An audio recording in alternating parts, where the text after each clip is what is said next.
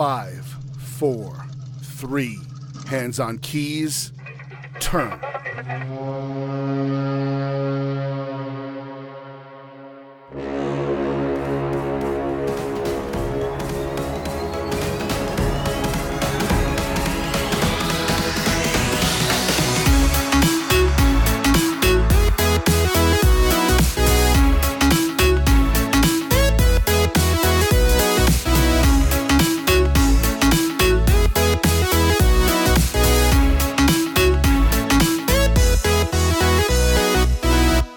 Greetings and felicitations. Today I bring you the third of our rapid-fire interviews that were conducted at the KT Literary Retreat. This time we are with Leslye Penelope. She has been writing since she could hold a pen and loves getting lost in the worlds in her head. She is an author of fantasy, new adult, and paranormal romance with characters who match the real world. Her debut novel, Song of Blood and Stone, won the 2016 Self-Publishing eBook Award from the Black Caucus of the American Library Association. The fantasy series was picked up by St. Martin's Press for publication starting 2018. It is actually, the first book is available right now. And it is excellent, by the way. She studied film at Howard University and minored in computer science. This led to a graduate degree in multimedia and a career in website development. She's also an award-winning independent filmmaker, co-founded a literary magazine, and sometimes dreams in HTML. She is the author of the Earthsinger Chronicles, that is the Song of Blood and Stone that I mentioned earlier, the Eternal Flame series, the first two books are out, Angel Born and Angel Fall, and she has a number of different stories in anthologies, the Heart's Kiss anthologies and Sycorax's Daughters. So without further ado, here is Leslye Penelope. All right, and we're back with Quantum Froth Dispatches. I am here with Leslye, who writes as L. Penelope, and her book is called Song of Blood and Stone, and it is out right now from St. Martin's, right? Yeah, correct. Yeah. Would you tell us a little bit about yourself? So I write fantasy. I also write paranormal romance. And I just love things with magic in it and lots of people falling in love. Nice. Yeah, it sounds really good. And you've had a slightly different path than a lot of other authors that I've been speaking to, because you went indie first, right? Right, yeah. I decided to go indie. My background is in website development, so I'm pretty much a tech person. And I also started an independent literary magazine a few years ago. So I ran that for about 5 years. And so through that, I had experience with editing, with creating ebooks, creating print books, and marketing. And so when I was writing and finishing my first book, I was also doing a lot of research on self-publishing because it was really interesting to me. And I have a DIY background in like film production and just all kinds of kind of just indie art stuff. So I decided to not even try to go the traditional route at first. I wanted to independently publish it. So I had been doing all this research, and I thought self-publishing would just give me more control. And also I wasn't sure that a traditional publisher would be interested in what I was writing, because I was writing about brown people with power and fantasy and, you know, in a different time period. Mm-hmm. It's epic fantasy, but it takes place in an early 20th century time period, like an alternate 1920s. Oh, okay. So I had all these things that were really different about my book, and I just wasn't sure that anybody would be interested in that. So, I self-published first. I put out 2 books in that series, and then another 2 books in a different series. And so, the first book had been out for about a year, and I had gotten a Starred Publishers Weekly review while it was self-published. Wow. And so I got an email from an editor at St. Martin's Press who had seen it online, and she had bought it and read it and really liked it. And initially she asked me about my next project, what I was working on. And I pitched her something, and she came back and was like, I really love Song of Blood and Stone, and I think I can help you bring it to a wider audience. And so she offered for it. And so St. Martin's Press actually bought the 4-book series. And so 2 were out at the time, and I had to take them off the market. And they re-edited them, and I revised them, and they're coming out now. So that is outstanding. That is really cool. It's a little different. And then from there, did you reach out to KT Literary Agent? Or did Yeah. So initially, I didn't have an agent because I was self-published, and so I did the whole deal with a literary attorney for the contracts, and at some point, my editor was like, Leslye, you probably need an agent that would free you up to worry about just the writing, and they could take care of all the stuff that agents usually do. Mm-hmm. Even after the contract is signed, there's still a lot of, going between, contact, all the great stuff that, the agent that we share, Sarah, does. And so I started talking to agents. I started asking my author friends about who their agents were, and that's how I found Sarah, through one of her other clients, Rebecca Roanhorse. Oh, yeah, okay. Who I was on a loop with online. And so she just sang her praises, and I got in contact with her, and we really clicked, and that's when I decided to have.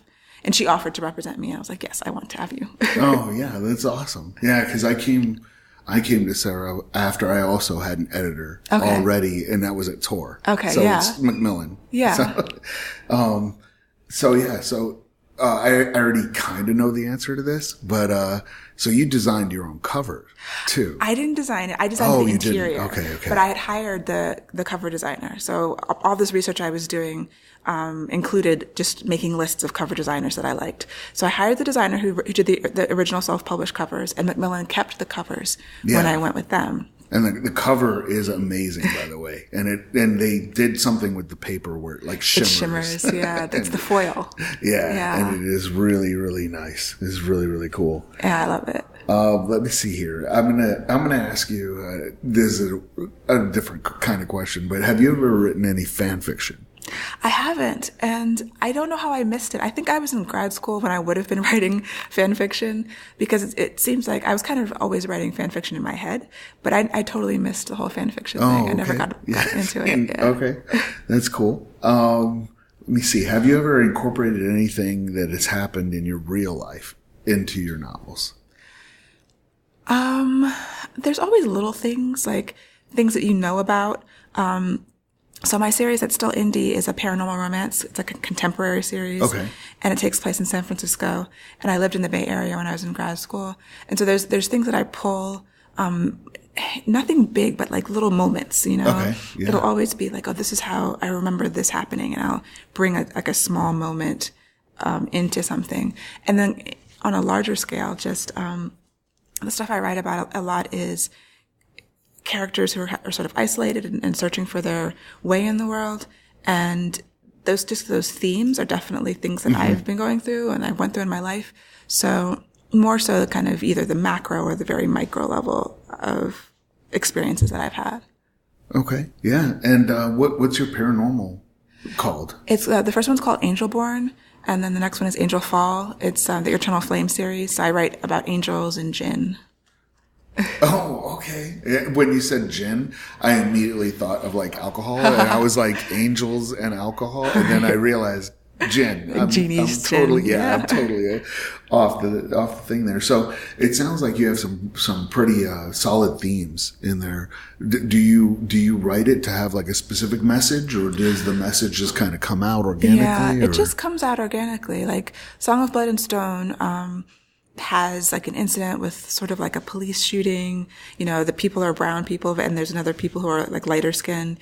And so there's these things that come through it that I didn't intend. I didn't go into it saying, I'm going to write about something that's very current and current issues. But as I'm writing, I'm thinking about how fantasy is always an analog, or I think it should be an analog for what we're going through and for looking at our world through a different lens. And so it's never really conscious. It's just okay, what would happen? I have these two groups of people who have been at war for hundreds of years, these two countries, and they have different skin colors, and one group has magic and one group doesn't have magic. And so when I had that set up, there were all kinds of things that come into the story that are analogous to kind of current events and things that we're going through now. And so but it came in totally naturally. It wasn't like I was actually trying to have any sort of specific message. Oh, that's really cool though. Because it's my favorite science fiction stories kind of do that. And I don't think of fantasy too much doing that, but it has started doing that. But sci-fi, I think about Star Trek. Yeah. like every Star Trek episode had kind of a thing that it was almost like embedded in there. Right. That if you took a step back. Yeah, I grew up watching Twilight Zone because that was my mom's favorite show. Yeah. And it was always, Rod Serling was always really interested in like current events and racism and communism and things like that. Mm-hmm. And all of his, a lot of those shows are about that underneath. Yeah. Or paranoia. Yeah. Or whatever. Yeah. So it's pretty neat. So how much of a big role does like music play when you write, like getting you in the zone or something like that? Yeah, I can't write with music, but it definitely helps me get in the zone. I do often create playlists for characters, and that so songs that kind of put me in that mood, whether it's sort of like, I have one called Antihero playlist for this character in my contemporary in the Angel Born series. And so it's just like the songs and the lyrics that put me in the mood for the voice of the character and the experience of the character, so that once I'm there, I can then go and write it. I turn the music off afterwards. Oh, okay. And then I go and write. Interesting. Okay. And I usually write with actually coffee shop sounds or static, even white noise. Something that just kind of blanks everything out and I can focus.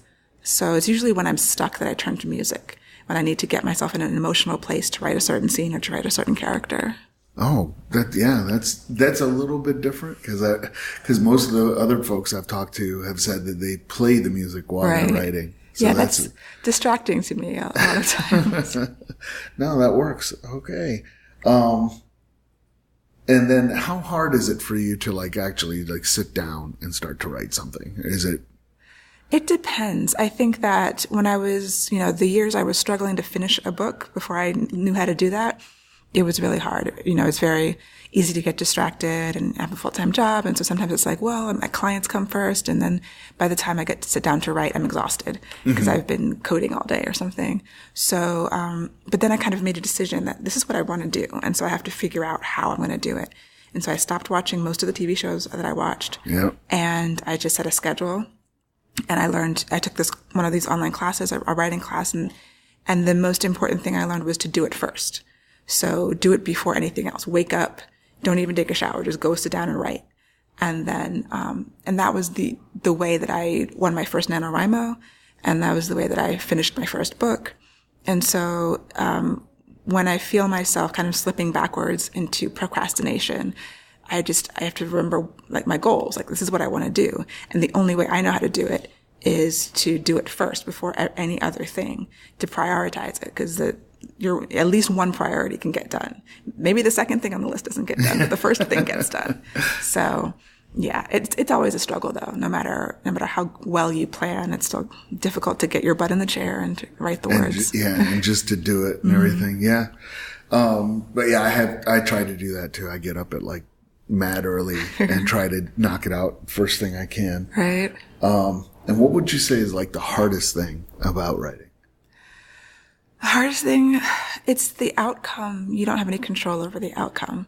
I can control, my craft. Just, I can keep working on it, try to write the best book that I can. After that, regardless of self-publishing or traditional publishing, it's out of my hands. You get more control self-publishing on certain things, but at the end of the day, whether readers buy it and whether they like it is out of your hands. So, and that's hard. That's hard because I'm a control freak, and I'd love to be able to guarantee sales and responses and things like that. But the best we can do is just put it out in the world and do our best on our end and letting go. So I think letting go after you do that, after you do your work is the hardest thing for me. Okay. And then as the companion question to that, what's the easiest thing? The easiest thing is coming up with ideas. I think, a lot of times readers will ask, well, where do your ideas come from? And it's like, that's a hard question to answer because they come from everywhere. And I don't have a shortage of ideas. I've got many more ideas than I can ever write in my lifetime. Oh, yeah. So, I think that's, the easiest. Cool. And, we're coming up on our time, unfortunately. But do you have any advice that you would give to anybody who's trying to just, break into writing or writing their first novel or something like that? My advice, I do it first. That's really transformed the way I think about it because I did spend years in writers' workshops and, just trying. And until I really committed myself to writing first, prioritizing it for real, then that was that was when success in terms of finishing things and moving on to the next step began to happen. So do it first or as soon as possible. You know, people have different things in their lives, and if you have kids and you have to literally take care of them first, but like as soon as the first time you have for yourself, do the writing and prioritize it. Mm-hmm. Well, thank you very much. Thank you so much for having me. You have been listening to Quantum Froth Dispatches by Michael Haspel. Music and other cues are provided by The Fat Rat. The song you're hearing is Monody, featuring Laura Brehm. If you would like to support the podcast, please visit www.patreon.com/QFD. Thank you for listening, and we now return you to your mundane reality.